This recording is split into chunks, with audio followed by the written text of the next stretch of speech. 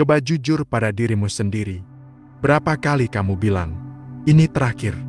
Berapa kali kamu berjanji, "Mulai besok, aku berubah"? Tapi kenyataannya, besok itu tidak pernah datang. Besok hanyalah janji kosong, yang terus kamu ulang. Sampai akhirnya kamu berhenti percaya pada dirimu sendiri. Ada sesuatu yang kamu sembunyikan. Sebuah kebiasaan, yang tidak pernah kamu ceritakan pada siapapun. Kamu melakukannya diam-diam, di balik pintu yang tertutup rapat. Dan setelah selesai, kamu buru-buru menutup layar, menghapus jejak, seolah tidak pernah terjadi apa-apa. Tapi jauh di dalam hati, kamu tahu itu meninggalkan bekas.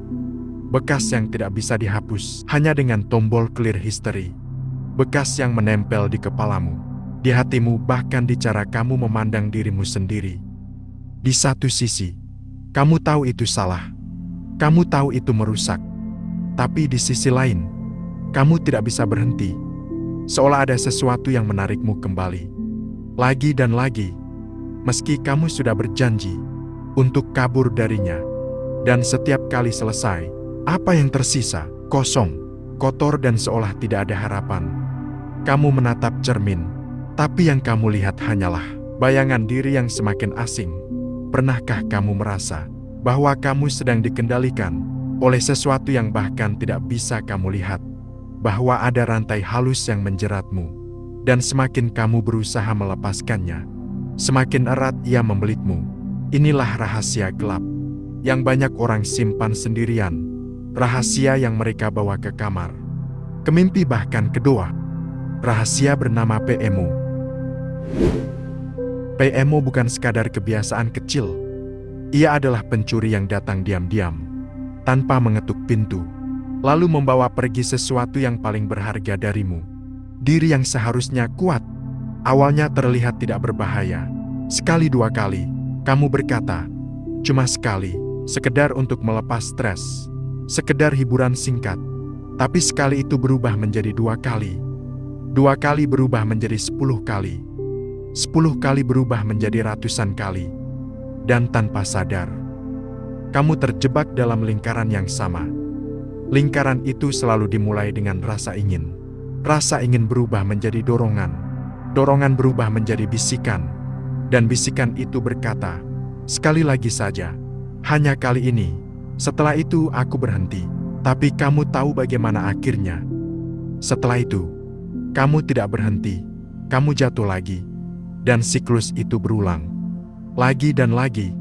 Sampai kamu tidak lagi menghitung berapa kali kamu kalah. Yang tersisa hanyalah rasa bersalah. Rasa malu. Rasa jijik terhadap dirimu sendiri. Kamu menatap cermin. Dan entah sejak kapan, wajahmu mulai terlihat asing.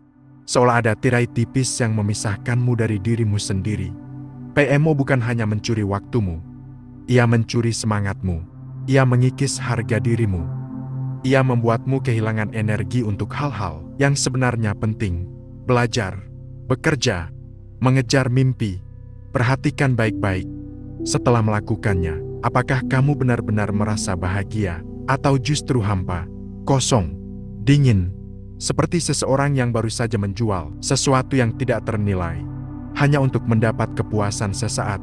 Lebih dalam dari itu, PMO membuatmu percaya pada sebuah kebohongan. Bahwa kamu tidak bisa berubah, bahwa kamu memang lemah, bahwa kamu sudah rusak, dan tidak ada gunanya berusaha lagi. Suara itu terus berbisik di kepalamu. Setiap kali kamu bangkit, ia berkata, percuma, kamu akan jatuh lagi. Setiap kali kamu berjanji, ia berkata, sudahlah, kamu tidak bisa menepati. Dan tanpa sadar, kamu mulai percaya.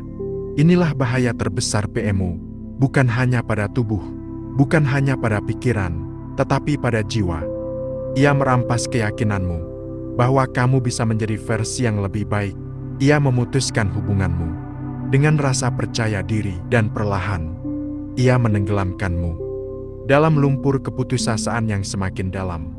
Hari demi hari berlalu, tapi kamu masih terjebak di tempat yang sama. Bulan berganti, tapi kamu tidak bergerak, dan tiba-tiba, tahun pun ikut hilang. Tahun-tahun hidupmu terkubur oleh layar yang menyala di tengah malam. Kamu tahu betul rasa itu. Rasa hampa setelah selesai. Rasa menyesal setelah janji kembali dilanggar. Rasa muak pada diri sendiri. Yang entah kenapa, masih tidak bisa berhenti. Dan di titik itu, kamu mulai bertanya-tanya, apakah aku akan selalu hidup seperti ini? Apakah ini memang takdirku?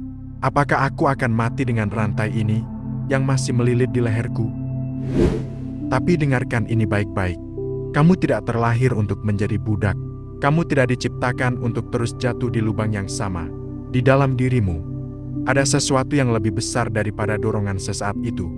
Masalahnya, kamu tidak pernah benar-benar mencarinya. Kamu terlalu sibuk menutup luka, terlalu sibuk menghapus jejak, sampai lupa bahwa dirimu punya kekuatan yang bisa membebaskanmu. Berhenti dari PMO bukan soal melawan rasa ingin, bukan soal menekan diri sampai hancur. Berhenti dari PMO adalah soal mengganti arah hidupmu. Bayangkan ada dua jalan di depanmu. Satu jalan gelap, jalan yang sudah kamu kenal, penuh layar, penuh rasa bersalah, penuh kekosongan. Satu jalan lain masih samar, belum jelas, belum pasti, tapi di sanalah cahaya itu menunggu. Dan yang membuatmu terjebak selama ini, bukan karena jalan gelap lebih kuat, melainkan karena kamu tidak pernah benar-benar melangkah di jalan yang lain. Setiap energi yang kamu habiskan untuk PMO, sebenarnya adalah energi yang bisa kamu pakai untuk hal-hal besar. Energi untuk membaca, untuk berolahraga, untuk membangun sesuatu, untuk mencintai seseorang, untuk menemukan arti hidupmu sendiri.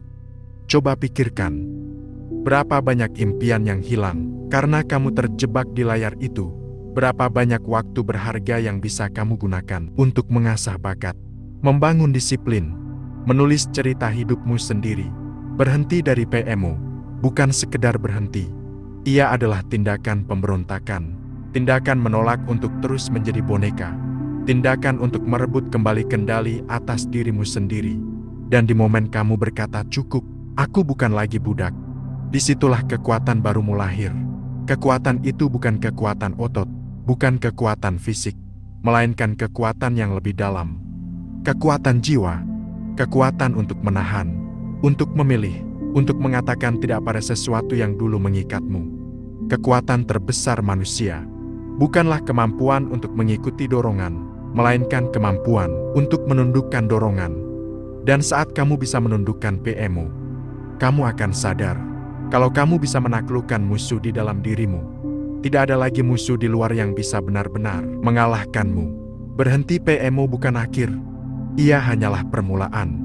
Permulaan dari hidup baru, di mana kamu benar-benar hadir. Hidup baru di mana kamu tidak lagi hampa, tidak lagi kosong.